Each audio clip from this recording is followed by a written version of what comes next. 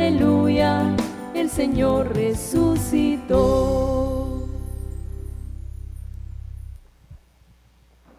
El Señor esté con ustedes. Y con tu espíritu. Proclamación de la buena nueva de salvación según San Mateo. Gloria a ti, Señor.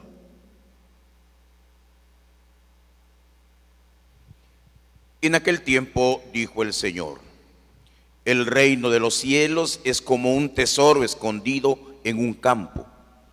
El hombre que lo descubre lo vuelve a esconder. Su alegría es tal que va a vender todo lo que tiene y compra ese campo. Aquí tienen otra figura del reino de los cielos. Un comerciante que busca perlas finas. Si llega a sus manos una perla de gran valor, se va, vende cuanto tiene y la compra. Aquí tienen otra figura del reino de los cielos. Una red que se ha echado al mar, que recoge peces de toda clase. Cuando está llena, los pescadores la sacan a la orilla, se sientan, escogen los peces buenos, los echan al canasto y tiran los que no sirven. Así pasará al final de los tiempos. Vendrán los ángeles y separarán a los malos entre los buenos y los arrojarán al horno ardiente. Ahí será el llorar y el rechinar de dientes.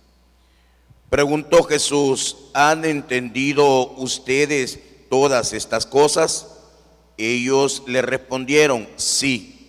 Entonces Jesús les dijo: está bien, cuando un maestro en religión ha sido instruido sobre el reino de los cielos, se parece a un padre de familia que siempre saca de sus armarios cosas nuevas y viejas. Palabra del Señor. Gloria y honor a ti, Señor Jesús. Acomódense un momento, por favor, ahí en su casa, queridos hermanos. Le damos la gloria y la honra al Señor que nos permite reunirnos para celebrar la Eucaristía en este 17º domingo del tiempo ordinario, que en esta diócesis celebramos las fiestas en honor a Señora Santa Ana y al Señor San Joaquín. También este día, pues, es el día de los abuelitos. Es el día de los abuelitos. En algunos lugares se acostumbra a dar la bendición a nuestros abuelitos, que son una riqueza. En la cultura judía, las personas mayores, los adultos mayores, son una riqueza porque tienen la experiencia de la vida. Tienen la experiencia de la vida. Y con sus consejos y con su experiencia pueden perfectamente ayudar a los más jóvenes. Mentalidad que en Occidente se ha ido perdiendo. Mentalidad que hoy en día ya no se toma en cuenta, pero bien que el Señor bendiga a nuestros abuelitos. La palabra de Dios en este día, queridos hermanos, la liturgia en general, tiene una gran riqueza para nuestra vida cristiana. Hay tanta enseñanza en la primera, en la segunda, en el Evangelio. Vamos a reflexionar acerca de algunos pasajes, acerca de algunos puntos que los considero importantes en este día. La primera lectura que hemos escuchado está tomada del primer libro de los Reyes y aparece en escena el rey, el tercer rey en Israel que va a gobernar durante la unificación del pueblo. Es el rey Salomón, el segundo hijo de David de la unión con Betsabé. En primer libro de Crónicas, en el capítulo 22, versículo 5, nos dice que cuando Salomón comenzó a gobernar en Israel, era un muchacho, era un jovencito. De ahí precisamente se saca la conclusión que era un menor de 18 años. Quizá por eso precisamente David dilató para ponerlo en el trono. Pero Salomón va a gobernar 40 años en Israel y pasará a la historia como el rey más sabio, el rey que construyó el templo al Señor allá en Israel. Nos presenta el Evangelio, la primera lectura en el capítulo 3 dice el sueño de Salomón.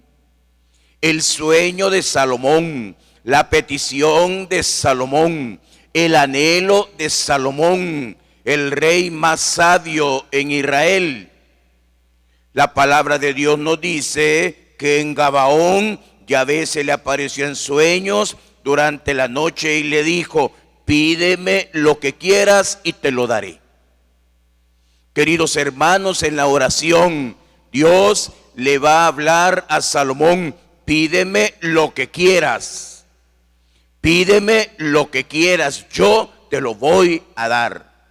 Cuando Dios hace una promesa, la cumple.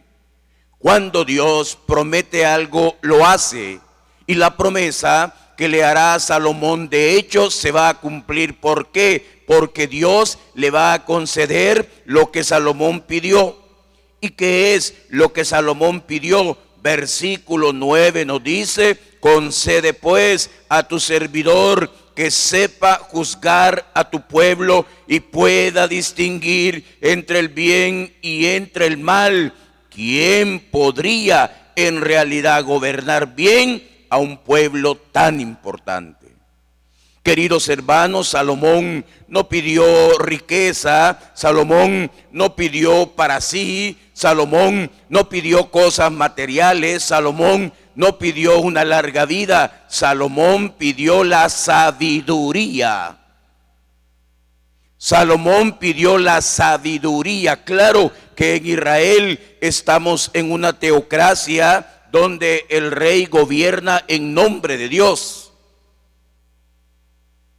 El rey gobierna en nombre de Dios. Por lo tanto, sus decisiones son las decisiones de Dios. Ya Israel estaba demasiado golpeado por las batallas y las luchas del rey David. David tuvo que pelear mucho. David tuvo que hacer muchas guerras. Habían huérfanos, habían viudas, había mucha gente necesitada. Ahora, ¿qué es lo que hacía falta? Un rey con sabiduría. Un rey que supiera gobernar. Un rey que pudiera escuchar a Dios y escuchar a los hombres. Hermanos, esa es la sabiduría que pidió Salomón. Saber escuchar a Dios, saber escuchar a los hombres en su necesidad. Y todos aquellos que tenemos alguna responsabilidad, háblese de los padres de familia, de nosotros los sacerdotes y de los gobernantes también, debemos pedir esa sabiduría, es decir, poder escuchar a Dios, poder escuchar la voz de Dios, poder descubrir la voluntad de Dios. Por eso sabio es el que conoce la voluntad de Dios y sabio es el que hace la voluntad de Dios. Hermanos, cuánta necesidad tenemos también de saber escuchar. Necesitamos aprender a escuchar. Los padres a escuchar a sus hijos, los sacerdotes a escuchar a la feligresía, los gobernantes a saber escuchar al pueblo, a la gente, a los huérfanos, a las viudas, a los pobres, sobre todo en un país como el nuestro, que vivió una guerra durante tanto tiempo y todavía seguimos sufriendo. Hace falta, por lo tanto, que sea sanada esta nación. Hace falta sabiduría. Y no estoy hablando del conocimiento de una universidad y que te dan un cartón. No estoy hablando de eso. No estoy hablando de eso, hermanos. Estoy hablando sobre todo de saber escuchar a Dios. Yo me pregunto, ¿cuánto escuchamos a Dios? Ustedes, queridos padres de familia, ¿cuánto escuchan a Dios? Yo como sacerdote, como pastor, nuestros gobernantes, ¿cree usted que escuchan a Dios? ¿Cree usted que escuchan a Dios? ¿Cree usted que escuchan la voz de Dios? ¿Cree usted que pide como Salomón esa capacidad para poder juzgar y para poder distinguir entre el bien y el mal? Hermanos, eso es lo básico, fundamental. Saber lo que es bueno y lo que es malo y luego vivir en coherencia. Vivir en coherencia. Cuando hace 5 años me dijeron una cosa y hoy me están diciendo otra. Antes era malo, hoy es bueno, antes era bueno, hoy es malo. No tenemos sabiduría. No sabemos escuchar a Dios y no sabemos escuchar también a nuestra gente, a nuestras ovejas, a tus hijos. Queridos hermanos, pidámosle al Señor en este día esa sabiduría, sobre todo cuando debemos tomar decisiones sumamente importantes. Escuchar a Dios, escuchar también el consejo de los mayores. Vivimos en una generación millennial donde ya no quieren, ellos creen que han comenzado la historia. Ellos creen que la historia comenzó con ellos, con la computadora, con el celular, con el tweet.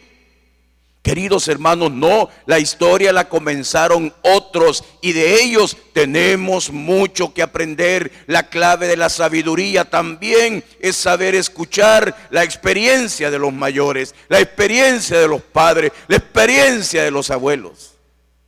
Sabiduría. Pidámosle al Señor en este día sabiduría. Señor, hoy te pido para ese papá, para esa mamá, sabiduría. Señor, hoy te pido para este servidor sabiduría. Señor, hoy te pido para nuestro gobernante sabiduría, y con mayúscula.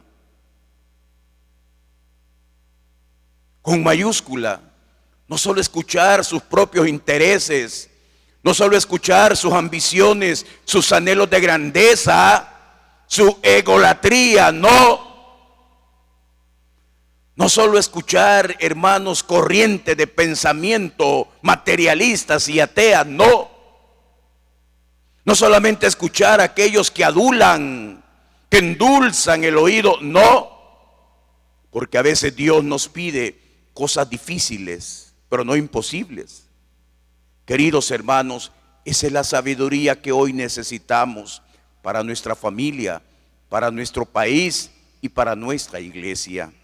El Evangelio nos presenta 4 elementos para la reflexión, pero solamente me voy a centrar en los 2 primeros, que son las 2 parábolas. La primera es la de el tesoro y la segunda es la de la perla de gran valor.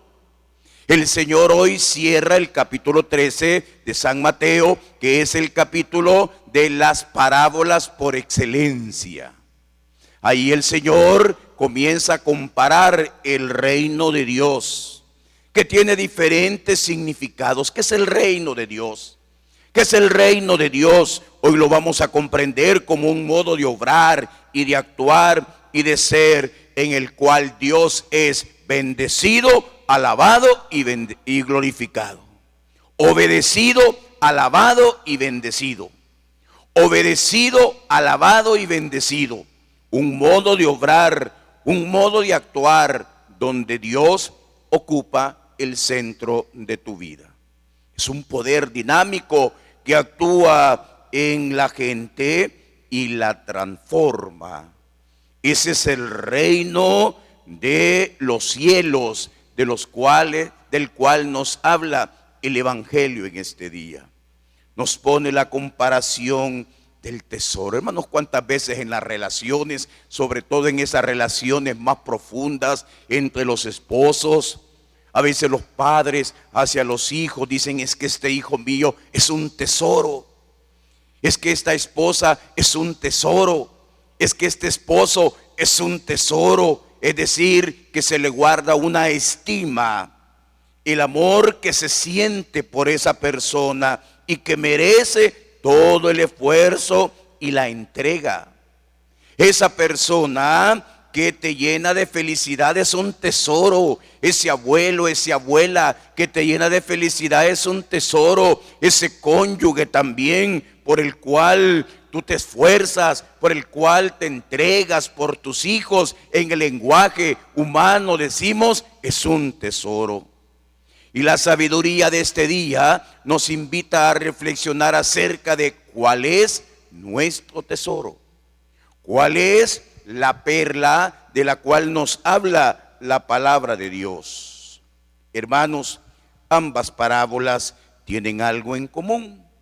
¿Qué es lo que tienen en común la parábola del tesoro y de la perla? Lo que han encontrado lo llena de alegría. La alegría. Lo que han encontrado lo llena de alegría. El tesoro en aquella época que no existían las cajas fuertes o el resguardo de valores en los bancos, en fin, la gente enterraba sobre todo las monedas de oro. Cuando llegaba un ejército enemigo en las batallas se enterraba para luego tener la esperanza de volver. El único lugar donde estaba seguro el dinero, las monedas, era precisamente en la tierra, debajo de la tierra, decían los judíos de la época. Ahí está seguro tu dinero. Pues bien, nos dice la palabra de Dios que quien lo encuentra se llena de alegría. Trabajando la tierra encuentra algo de mucho valor y se llena de alegría. También aquel coleccionista de perlas finas, que sobre todo las que se encontraban cerca del Mar Rojo eran de mucho valor, y no solamente las mujeres las utilizaban, sino también los reyes y la gente de mucho dinero llevaba perlas colgadas a su cuello. Aquel coleccionista, aquel que sabe, aquel que anda buscando encuentra una, dice la palabra, de gran valor y se llena de alegría. Ambos se llenan de alegría. También la sorpresa ante lo encontrado. He encontrado un tesoro, no me lo esperaba. He encontrado una perla de gran valor, tampoco me lo esperaba. Se sorprenden ante el encuentro. Tienen en común en que venden todo para comprar. Venden todo, es decir, que se despojan de todo. Se despojan de todo. Se desprenden de todo. ¿Por qué? Porque vale la pena el tesoro. Porque vale la pena la perla de un gran valor. Y luego ambos encuentran el tesoro y la perla en medio de sus actividades cotidianas. Uno trabajando la tierra y el otro dedicándose a buscar perlas preciosas. Esos son los elementos que tienen en común las parábolas, pero también tienen diferencias, y es que el primero lo encuentra sin haberlo buscado. Nunca se esperó encontrarlo. Él estaba trabajando de repente, y el coleccionista de perlas de igual forma de repente encuentra una perla. Este sí las andaba buscando. Este sí era su arte, era su oficio, coleccionar las perlas. Hermanos, lo importante en todo esto es la aplicación a nuestra vida cristiana. El reino es una vida nueva por la que vale la pena. Es un regalo del cielo. Es un compartir la experiencia con Él resucitado. Queridos hermanos, muchas veces el Señor nos sorprende como al que encuentra el tesoro. De repente tenemos la experiencia, de repente conocimos a Jesús, de repente descubrimos ese valor que encierra la vida nueva que el Señor nos ofrece, la participación también en su resurrección.